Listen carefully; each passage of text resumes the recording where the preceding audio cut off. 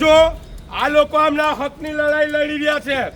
હાલમાં ગાંધીનગર ખાતે જે રીતનું વલણ જોવા મળ્યું છે એ વલણ જો ભરૂચ ખાતે થયું તો સંપૂર્ણ જવાબદારી જિલ્લા વહીવટી તંત્રની અને કંપની મેનેજમેન્ટની રહેશે, એનું ખાસ ધ્યાન રાખવું.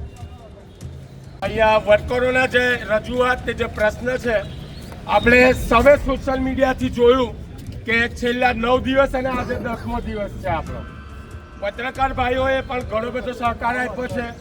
તંત્રનો પણ ઝઘડિયા પોલીસ સ્ટેશનના પીએસઆઈ શ્રી રાઠોડ સાહેબને પણ ઘણો સહકાર રહ્યો છે. ત્યારબાદ જે કમિશનર સાહેબ છે તેમનો પણ સહકાર મળ્યો છે. પણ આ જે કંપની મેનેજમેન્ટ છે તે કંઈક ને કંઈક જગ્યાએ તેઓની મનમાની ચલવી રહી છે.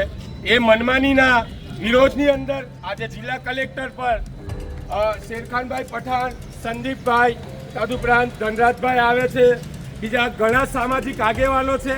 જે આગેવાનો આ વર્કરોના સાથ અને સહકાર માટે ઉપસ્થિત થયા છે. જેમ કે 6 તારીખના રોજ થયેલી મજદૂર એકતા જિંદાબાદ, મજદૂર એકતા જિંદાબાદ.